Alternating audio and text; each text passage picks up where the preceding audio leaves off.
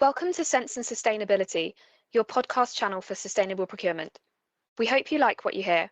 Please go to www.iso2400.org for more information, learning resources, tools, and much more. Hello, everybody. I'm Sean McCarthy, Director of Action Sustainability Community Interest Company. I'm delighted to introduce part two of our podcast program with Melita D'Silva. Yeah, thank you. So, Mel, I know have got quite a wide view of the state of sustainable procurement. How are you seeing things now? I mean, the standard was developed in 2017, which is quite some time ago now. And some people are using it, some don't use it. It's a bit of a mixed bag. How are you seeing the current state of sustainable procurement and going forward into the future? I think it's gotten a lot better, I think, in the last 5 to 6 years. I think we're trying to get people away from getting hooked on to a number, ISO, so and so. The standard is a brilliant framework. We do use it, but I think we want to get people focused on there's work to be done. Again, just, writing down policies, getting it signed by senior management. That is not sustainability or sustainable procurement. There is work to be done throughout the organization, stakeholder engagement, as you know, Sean, internal, external, and of course, a lot of tidying up to be done in the procurement process. So it's a brilliant framework. I am seeing organizations going on that journey. So there's been quite a lot of transition of organizations saying, okay, Mel, we've done an evaluation or a gap analysis with you 2 years ago. Tell me what I actually need to do. And within the standard, the one thing that I'm seeing a lot of ask on is the risk and opportunity analysis. That's the heat mapping. For me, the heat mapping sits right in the middle of the standard. So clause 6, if I'm not mistaken, enablers. And I don't think you need to follow the standard start to finish. Start in the middle. Start with your heat mapping. Once you do your heat mapping, it helps you tidy up your policy and strategy. It helps you tidy up your procurement process. So start somewhere, and if that somewhere is in the middle, then start with the heat mapping. Don't try to go clause 4, 5, 6, and 7. Life does not happen in that order. So that's an absolutely brilliant point. And again, it brings in the advantage of having a guidance standard because it's just that. Correct. You're not going to have an auditor saying, "Oh, you haven't done, clause 2.6, and you'd actually done clause 8.9," because, as you say, life ain't like that. And I think that's fantastic advice for our listeners out there. It is guidance at the end of the day, and I certainly agree with you. The heat mapping, the prioritization is key. That's what makes everything else happen. So it's a really, really good place to start. Are you seeing variations by different geographical region? How are you seeing things around the world from your perspective?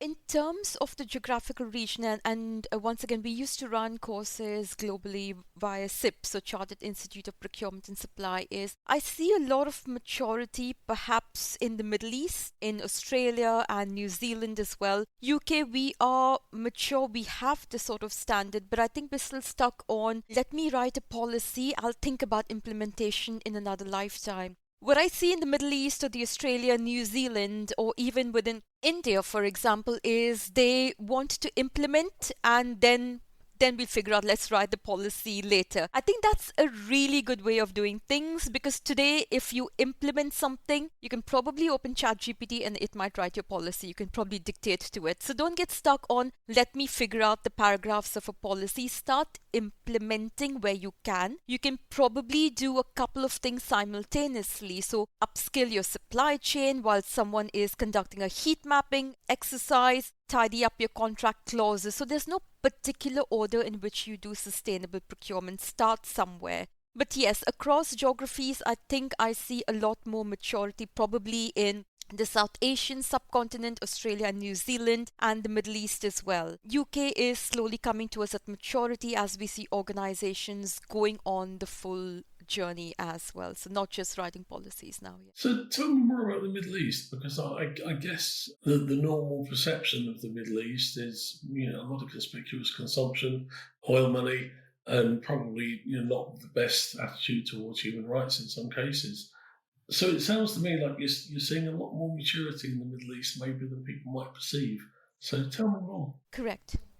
Yeah, so I think 20, 21 years ago when I was working in the Middle East, for example, typically procurement was very, very transactional. So somebody came to you with a requisition, they needed the material yesterday, the budget is zero, it probably costs 1 million dirhams, for example. Typically, what tended to happen with the lowest cost kind of award is there was a lot of fake products in the market, and a lot of organizations were bitten quite badly with those products, then sort of exploding, projects were disrupting. I will not name those projects, but a lot of fake material that doesn't work, and then it costs you to uninstall them, demobilize the entire project, and actually buy the genuine products that were technically specified. I think they've come a long way from there. It's now about we need a sane and a safe budget to buy the right material, get the right subcontractors on board. So quality starts to take a little bit more precedence now, and sustainability is slowly coming on the agenda. Typically, Sean, you and I know this, it's the environmental aspects that we concentrate on.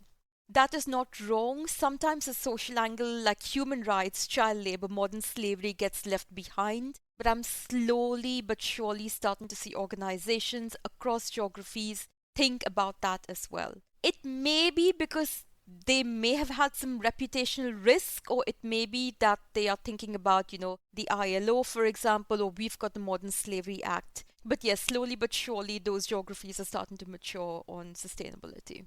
Good, thank you. You also mentioned India, and that always fascinates me because the traffic to our site from India dwarfs everything else. There are 10 times as many people accessing our site from India as anywhere else in the world. So, what's your view in terms of the situation in India?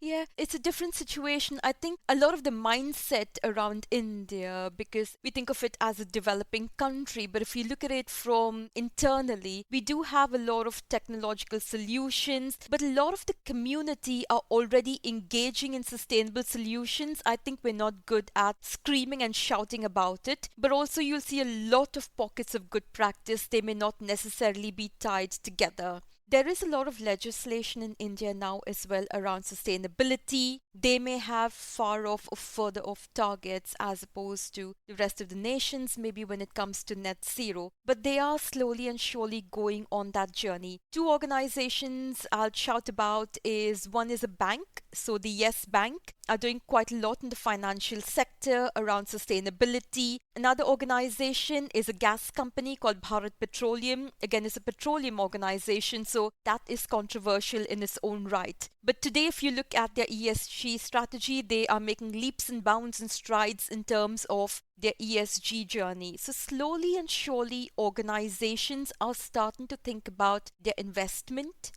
their people, and their supply chain. Again, take it with a pinch of salt. It is a developing country. So, like I said, there are pockets of good practice, but they're just trying to tie things together quite a bit as well. It's interesting, isn't it? I mean, you refer to India as a developing country, which I guess it is, but it's what, the fifth or sixth largest economy in the world? Yes.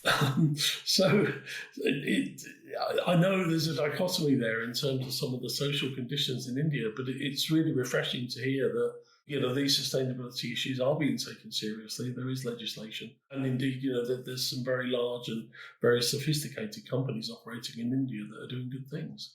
Brilliant, thank you, Mel. That's really, really helpful. You mentioned as well Australia and New Zealand. What's your view of what's happening there? Yeah, I think they are also slightly more mature maybe than the UK in terms of the sustainable procurement journey. There is quite a lot of legislation, especially around due diligence. They've got their own net zero ambitions and targets. You start to see the modern slavery considerations, but more in terms of the ETI based codes, ethical trading initiative that is embedded within the procurement process as well. I do know they use contracts similar to the NEC contracts. We've got clauses in there like the X29 clause around climate adaptation. So that is starting to filter down through the procurement process as well. I did have a couple of delegates on my workshops, and I think one of the things they struggle with is, again, that sort of cost versus value balance, and I saw that in the Middle East as well. My advice to organizations is do encourage innovative, sustainable solutions from your supply chain. The way to go about it is to make a business case for social return on investment. If your more sustainable solution then falls outside the budget of whatever you've been given to procure, you need to make a business case of how that will generate social return on investment in the next quarter, or it might even be the next financial year. But let's not completely cut out those ethical and sustainable solutions. If you look at a very everyday life example, a halogen bulb versus an LED bulb, we all hemmed and hawed about the cost of an LED bulb, but in the long run, energy prices not going up kind of caveat, that would have saved you on energy and the cost of the bulb per se. So it's about being bold and brave to make the business case for those more ethical and sustainable solutions as well. Excellent. Thanks, Mel. Final question, if I can. A lot of people that listen to our podcasts are potentially quite new to sustainable procurement. And we often say one of our typical listeners is somebody that's been told to do sustainable procurement because, there's an ESG policy at the top of the organisation and that filters down through procurement. And then somebody gets the job, or you're doing sustainable procurement. They don't usually get any extra time or any extra money to do it. They're just expected to get on with it. So what would be your advice to somebody coming in new to sustainable procurement? They've been asked to look at it. Where do you start?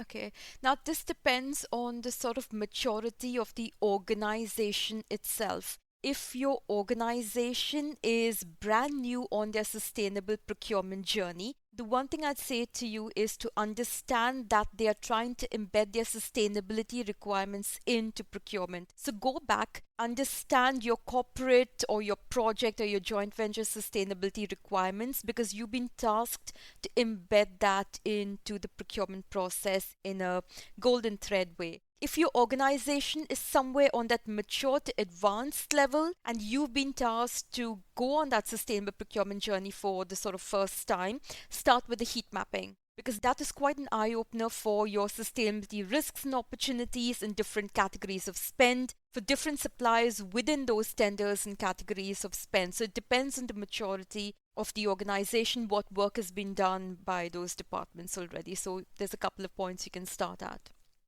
Okay, Mel, is there anything that you wanted to cover that we haven't covered in that conversation? Is there anything else you'd like to record? I think my one advice would be to procurement professionals is that we cannot ignore the sustainability agenda. We cannot keep on saying it's not part of my day job or my remit. There's a reason it's called sustainable procurement. That does not mean that the burden is all on our shoulders to think about sustainability requirements and social value impacts. Engage all of the key stakeholder departments, everybody who has a say in the procurement process, budget holder, budget allocator, end users, contract managers, the SHEQ team, the sustainability teams. Everybody needs to get you need to get buy-in early on the journey so that you can put together a robust tender pack, engage your supply chain early on as well. Upskill yourself. It does not need to cost an arm and a leg. You can use the supply chain sustainability school. There are a lot of resources out there, but it's very, very much part of our day jobs and our journeys. Our department and function is that sort of catalyst through which we can embed the requirements. Use your leverage. We chat to the supply chain through the day, week, month, year. We're always talking with them. Use that FaceTime, use those conversations to encourage them, have conversations with them and bring them on the journey. So it's not a burden, it's part of our duty, so we cannot ignore that. But that'll be my advice to procurement people. I think you make a really good point, Mel, about engagement across the organisation. And I remember I had a bit of row, I think, on the second meeting of the ISO 2400 committee, where there was a big debate about who is this standard for. And there was one particular delegate from a particular country that I won't name that was saying it is for procurement officers. And my point was, no, it is not. It's for anybody who participates in a procurement decision. Correct. Or works with suppliers. Now, thankfully, I won that argument. In fact, I actually threatened to get the plane home and to walk away from the whole thing if I lost that argument, because it would be pointless. It would be completely pointless if we wrote a standard Yes. that's just for a procurement person, because it's not like that. If you think in the terms of people who participate in procurement decisions and people who work with suppliers, that's most of any organisation. So I think your point about, getting involved and actually thinking through who actually is involved in this process, and often it's pretty much everybody. And I know that's tough. It's hard to engage with everyone, with a lot of people in an organisation, but it has to be done. It has to be done, and the myth around ISO 2400 is that it only applies to large organizations. But like I said, that's a myth.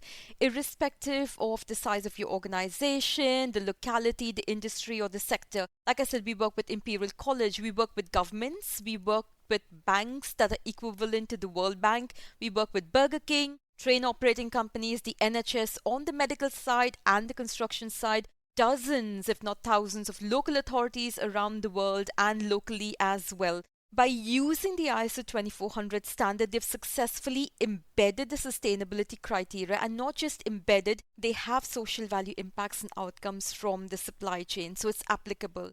Organizations to whom the new Transforming Public Procurement Act applies, or if you sat in Europe, you're worried about ESRS, CSDDD, CSRD, all of the acronyms. If you use ISO 2400 in a systematic manner, you won't have to worry about the various legislation. It helps you, it empowers you to start embedding your considerations in a systematic manner in that top-down methodology. So it's quite a great framework, I feel. Brilliant. Thanks very much, Mel. I think our audience are going to love this, because there's a lot of really good practical advice in there for somebody who's been doing it for quite some time, and also now spending time advising clients and helping them. So, Mel, thank you very much. That was a very valuable lesson, a masterclass in sustainable procurement for our audience. Thank you. Thank you. All right. Thank you for listening to our podcast on Sense and Sustainability. Please listen out for more episodes. For more information, learning resources, tools, and much more content on sustainable procurement, go to www.iso2400.org.